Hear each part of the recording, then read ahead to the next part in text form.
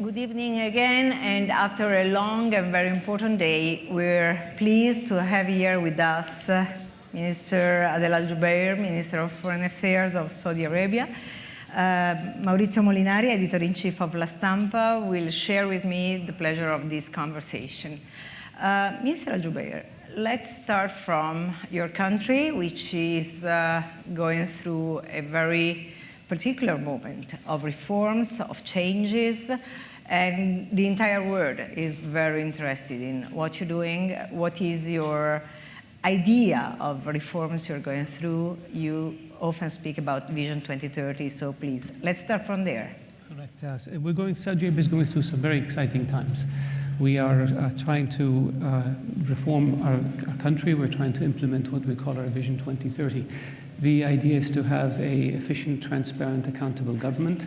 The idea is to have a diversified economy that's not dependent on oil.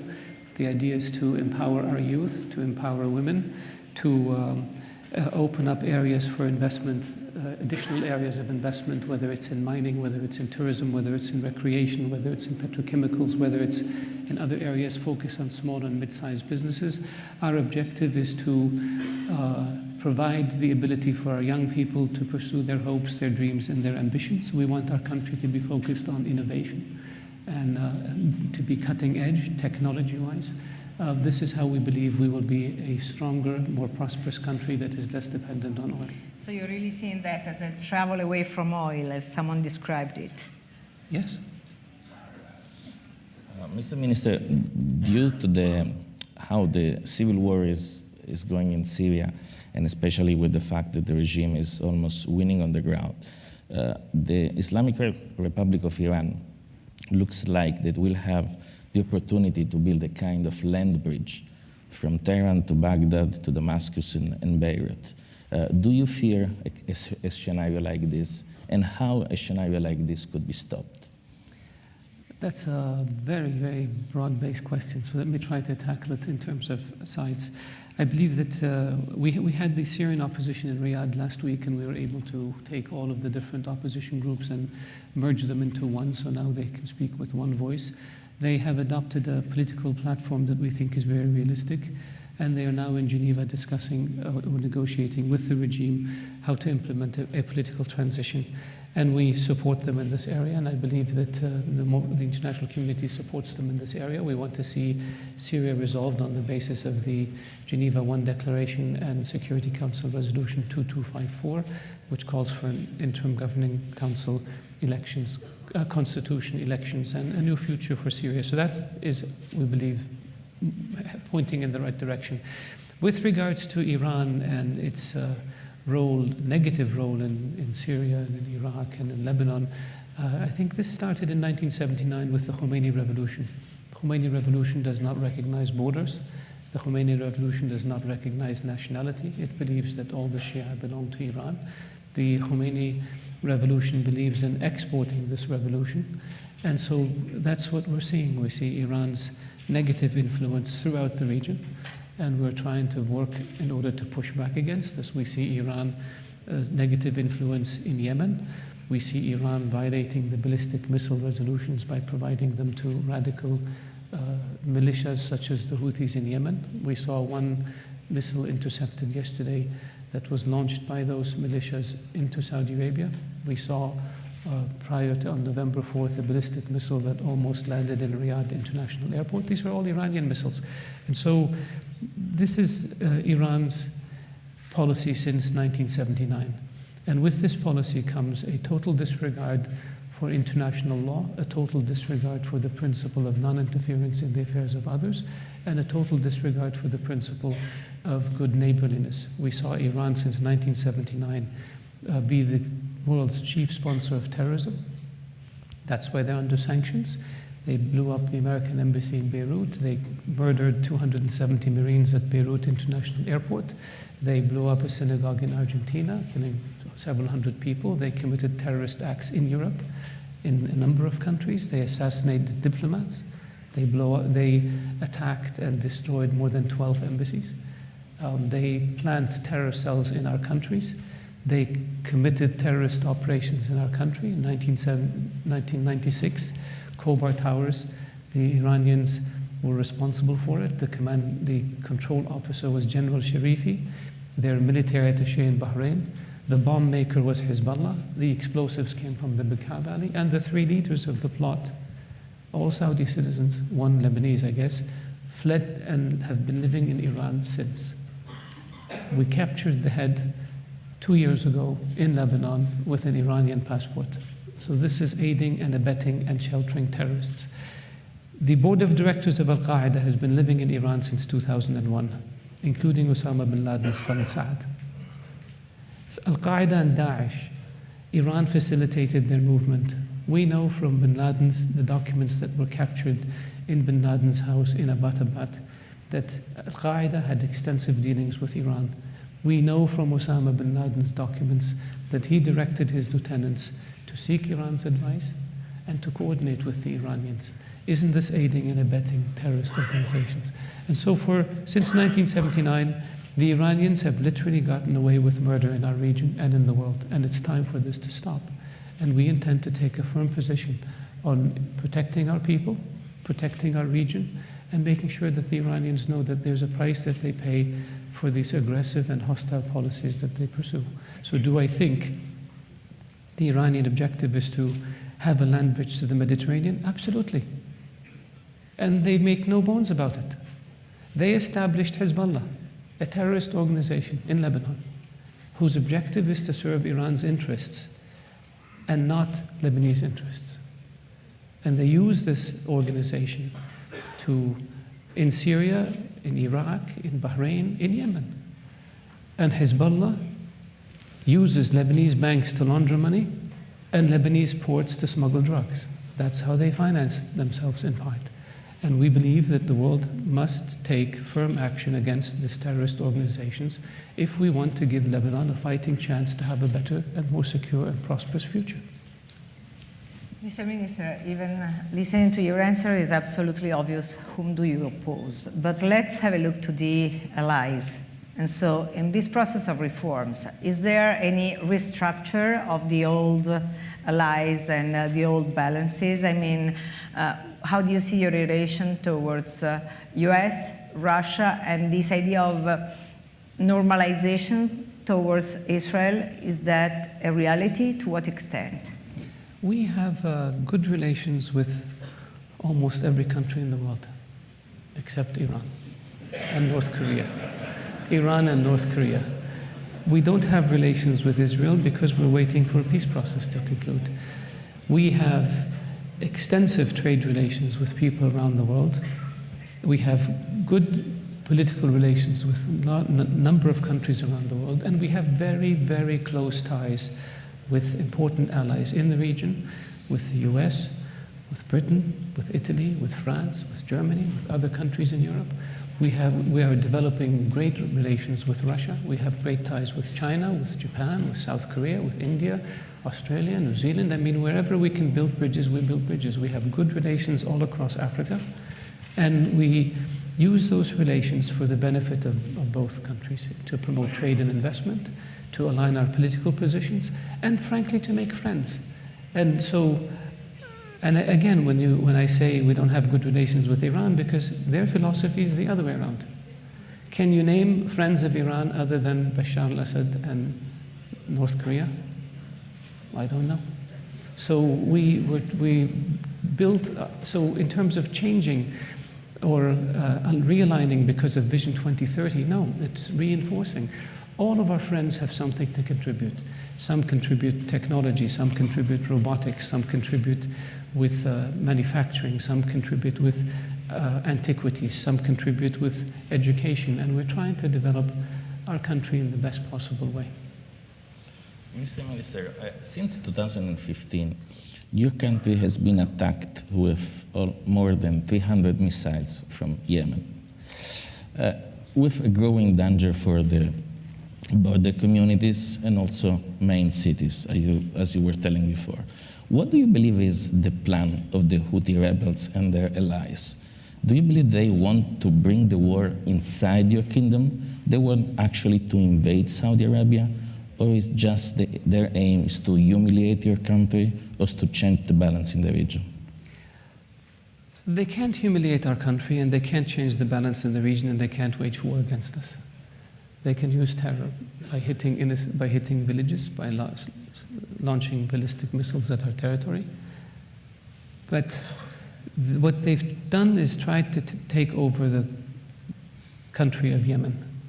The Houthis are 50,000 people in a country of 28 million. The Yemenis had worked on a political process for a future of Yemen that we helped put together, the transition period and the national dialogues. They agreed on what Yemen's future should look like, a federal state, how many states, what kind of government, and then they began to write or draft a constitution, and the Houthis struck.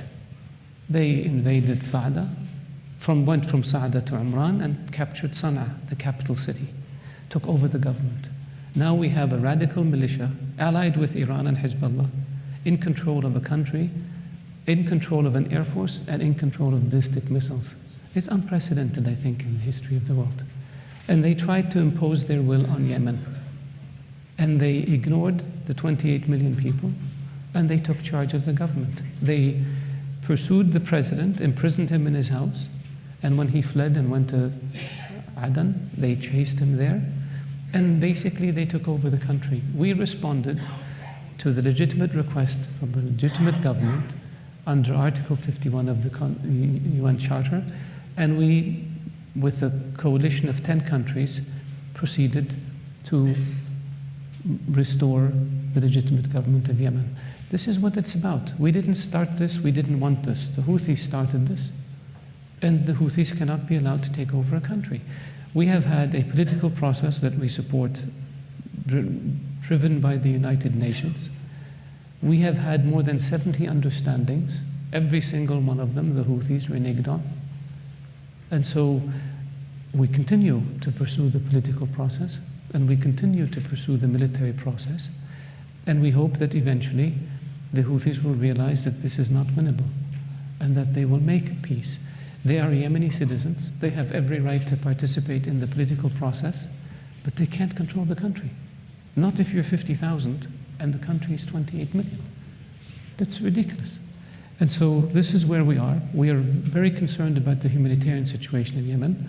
We have been by far the largest donor of humanitarian assistance to Yemen. We have set aside more than $10 billion for the reconstruction of Yemen. We believe that with other friendly countries we can double that number. But we need the fighting to stop. And we need the Houthis to recognize that the interests of Yemen and the Yemeni people require them to play within the rules, not outside the rules. That's what they don't seem to be understanding. We are looking at ways of enhancing the flow of humanitarian assistance into Yemeni ports and airports, and we're looking at mechanisms for being able to enhance the inspections while at the same time easing the flow of assistance. And I think we have begun to take steps in this direction, and in the coming days and few weeks we will make more announcements in this area. Minister, you know that for Europe and normally for the world, the idea of terrorism has been one of the biggest threats around. So I'm asking here two questions in one, actually, because what's your view on ISIS and Daesh? The defeat on the ground is really enough to consider it defeated? And aside from this, do you really think your country did everything it could in these last years to fight terrorism? Because, you know, in every country there are differences and also some areas out of control. Are you afraid that some areas of your country were out of control when it came to terrorism? I think when you look at Daesh or ISIS, these are terrorists. These are psychopaths. These are criminals. These people have no religion, no faith, no morality, no humanity. You can't kill innocent people for whatever reason and expect it to be right. It's not. It's wrong. Every religion condemns this.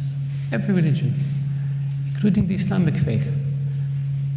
It is revealed in the Quran that he who kills an innocent soul is as if he killed all of humanity.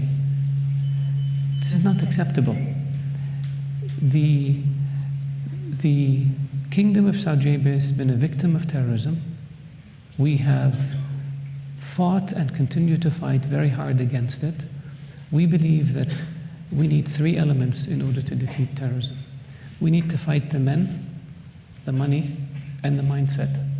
The men is easy. Train and equip forces and put them to battle.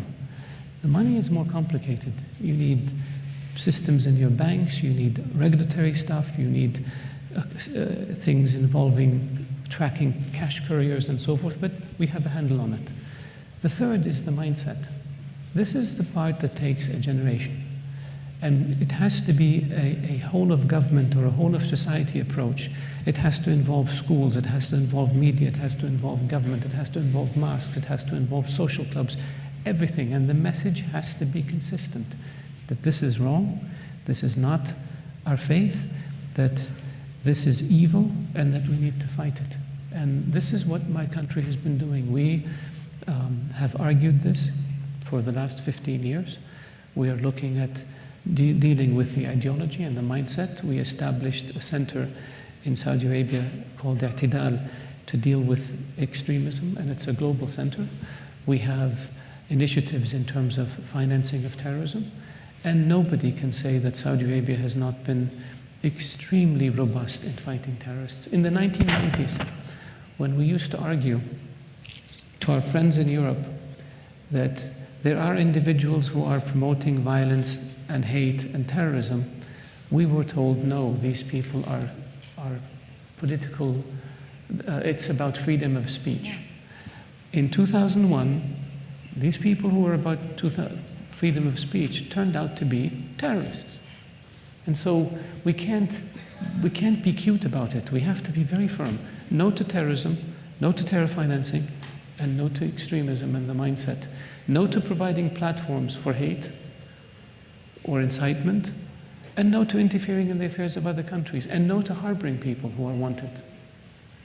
You can't say one man's terrorist and another man's freedom fighter. Anyone who kills the innocent is a criminal and a terrorist and should be punished. This is how we look at it. Mr. Minister, let's speak about Libya a little bit. About? Libya. Okay. Do you see in Mr. al-Sarraj a reliable national leader? Do you trust General Haftar? And more in general, we are approaching the deadline of the Skirat agreement on December 17. On your view, will have to be renewed? Well, with regards to the personalities of Libya, it's not important what I think of them. What's important is what the Libyan people think of them. And this is something for them to decide. We have always believed that we need to come up with one vision for Libya, which I believe we now pretty much have, and we need to have one entity that drives this process of reconciliation, and we have that in the form of Mr. Ghassan Salama. So the United Nations envoy is driving this process, and our role is to support his efforts. And what he was able to do is reach some common ground among the different Libyan leaders on what needs to be done. The Skirat agreement, there was talk about modifying some of it or amending some of it. The deadline of 17 December, I don't believe, is a hard and fast deadline. I believe there's the 16th and the 18th could be the same. The only difference is the number 17 is in between. But where there is a view of moving forward towards elections, I think we should pursue that. And so we have been supportive of the UN Special Envoy in Libya, and we're prepared to assist in any way that we can to ensure the success. Obviously, I cannot avoid, because we're moving around the region, and you've been at the center of this Lebanese story. So I'd like you to tell us what's the situation now, and how is it projecting in future? And especially, Mr. Minister, we have a real hot topic here, hot question. What kind of leader is MBS? Okay. No, we mixed it up, I think, because the microphone is not going too well. So let's stay on Lebanon for a second, and then we move back to Saudi Arabia. Lebanon is a tragic situation. It's a country that was hijacked by a foreign country through a militia that is a terrorist organization. That's what you have. Lebanon is dominated by Hezbollah. They either do it subtly or they kill you. And we've seen that. It's the only entity that has an armed force in the country, and they use it against their own people. They say that these arms are for the resistance. What's the resistance doing in Libya, Iraq, Yemen, Syria? Nothing. Doing Iran's bidding. And so this is, as long as you have an armed militia, you will not have peace in Lebanon, no matter what we try to tell ourselves. So the solution to Lebanon is disarming Hezbollah and turning it into a political party like all other Lebanese entities. And this is going to be very, very difficult. So that's what we have in Lebanon. Having said that, I think we have a situation where Prime Minister Saad Hariri formed a coalition government and an understanding with President Aoun and to some extent Hezbollah, and then he was not allowed to pursue his agenda. And then he said enough is enough, and he left. And now they're all saying, come back, come back, come back, we'll fix the issue, and it's become clear to the Lebanese that Mr. Hariri is by far the largest political personality in Lebanon, and that they need to give him space in order to pursue his policies. And we're hoping that this will be the case, and I think that's why he suspended his resignation. But ultimately, Lebanon will only be fixed. Not fixed, Lebanon is fixed. Lebanon will only survive or prosper if you disarm Hezbollah. And for us in Saudi Arabia, Lebanon is critically important. If it didn't exist in the Arab world, we would want to invent it. It's an example of coexistence of different faiths, of different ethnicities, and the survival of this experiment is critical to the survival of the Middle East and the Arab world. Because if this, I call it an experiment, although it's not an experiment, it's a reality. If this reality fails, no minority will feel safe in the Middle East. Maurizio's question was a very good one, so go ahead. There is a lot of curiosity about MBS. Everyone in the West wants to know more about him. Yes, please elaborate. Please, the floor is yours. He has vision. He has ambition for his country. He has commitment. He has an incredible work ethic. He cares about his people deeply. He is decisive. He's strong. He's gentle.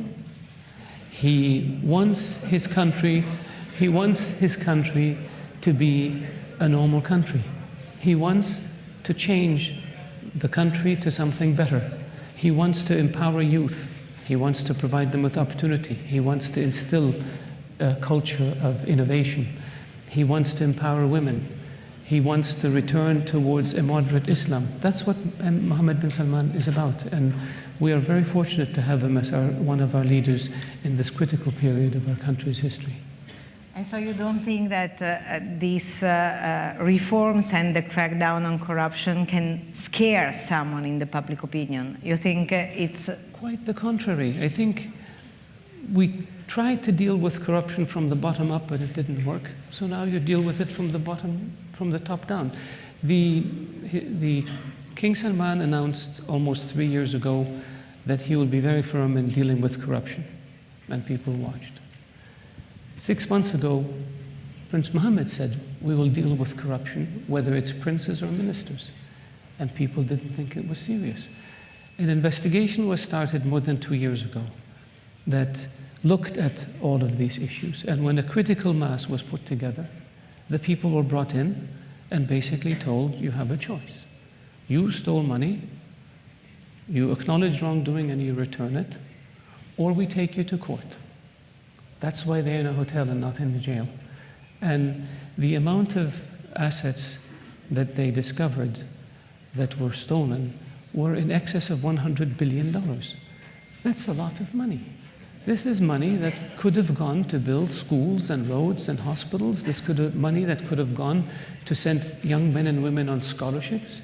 This is money that could have gone towards investments that help improve the long-term financial position of the country. And now everybody knows that we're serious. And I think that as a foreign investor, if I was afraid of going into Saudi Arabia because somebody may want a kickback or may give me a hard time, now I know that this is no longer the case. So just like we have a policy of zero tolerance on terrorism and extremism, we have a policy on zero tolerance on corruption. And so this move has been extremely, extremely popular in Saudi Arabia because people feel that now we have our country back. Mr. Minister, one very last question. We're waiting for the U.S. administration initiative on Middle East. So your view is that the peace between Israel and Palestine could come from a larger reconciliation among the Arab state and Israel, or we should wait for initial agreement between Israelis and Palestinians to have a larger reconciliation? I think the settlement of the Israeli-Palestinian conflict, and by extension the Israeli-Arab conflict, is very simple. You can draw it on the back of an envelope. 2 states, 67 borders, minor mutually agreed to adjustments where 70% of the settlers who are on the green line remain in Israel, and the other 30% you offer them compensation or alternative housing and they can move to Israel. Jerusalem, East Jerusalem, Palestinian capital, West Jerusalem, Israeli capital, work arrangements with regards to the old city. Refugees, we have a solution to it. The borders, we have, the security, we have a solution to it. It's not rocket science. We've been there in 2000 and we've been there in 2008. What it needs is the political will to make the deal. And the role of the countries is to encourage the two parties to take the steps necessary in order to reach an agreement. And this is the longest running conflict in the Middle East. And it is the only conflict that can reverberate throughout the world. We ignore it, something happens in Jerusalem, and you have half the world in flames or up in arms. So it's critically important that we resolve this. The Arab countries adopted the Arab Peace Initiative in 2002 at the Beirut Summit that calls for essentially a settlement along those lines, in less detail, but along those lines basically, in exchange for peace between Israel and all the Arab countries.